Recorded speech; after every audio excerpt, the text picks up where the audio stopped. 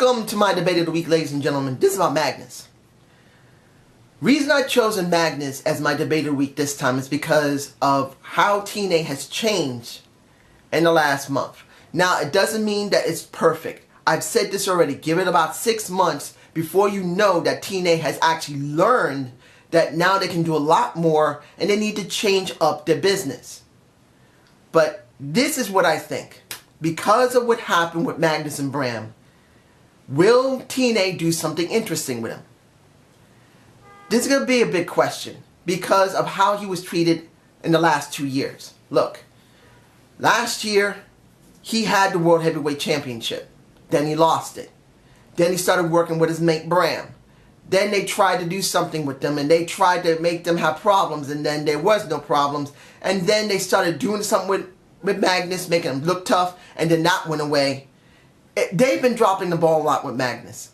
And I believe they started back in 2013 when he could have won the championship from AJ Styles clean, without so much problems, without so much stress. If they allowed him to win clean, he would have had it better, even though they haven't been booking him very good for the last 2 years. But they wanted to put over AJ. Now I want to say this for AJ fans. I love AJ myself. I haven't kept up with him. I don't know if he's still working at New Japan or somewhere else.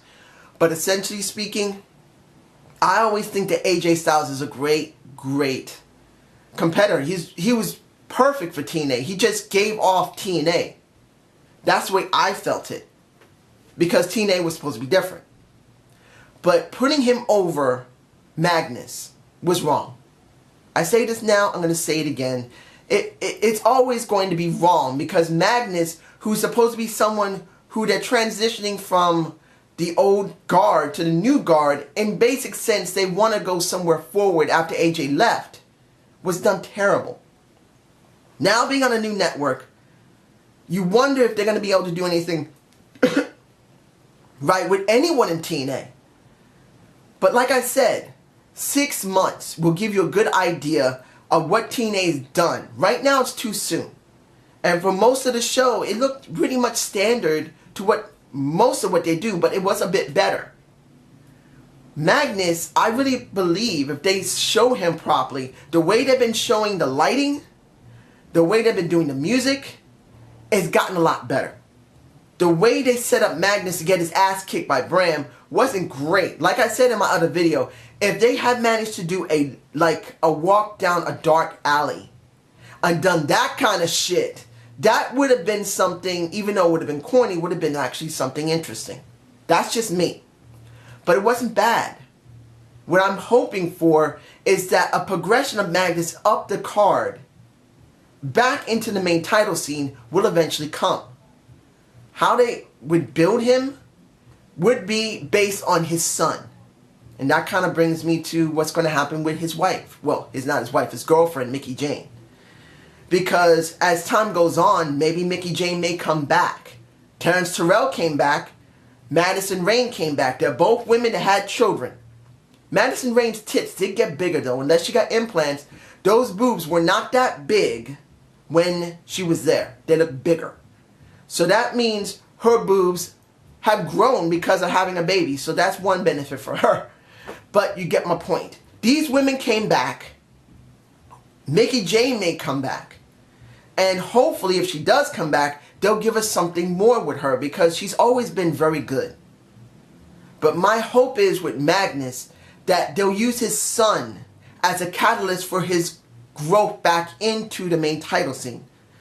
Seeing his son, I've seen a couple of pictures that are online that they put on Facebook. He's a cute little kid. But the point is, if you build his entire character around the motivation of taking care of his son, and that he's willing to do absolutely anything for his son if he becomes a heel, if he becomes a face, always focusing on his child may actually be the best thing for him.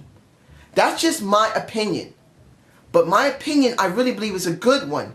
Because when do you hear guys talk about, I must do this for my baby, my son. I will go and do anything for my son. I will destroy people for my son. When was the last time you heard someone do that and have passion? You haven't.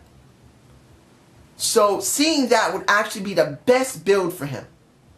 And I'm kind of hoping TNA will continue building on that, because that's what I think they're going to go with this, with him and Bram. When he comes back, probably after lockdown, because it didn't say anything with him in it.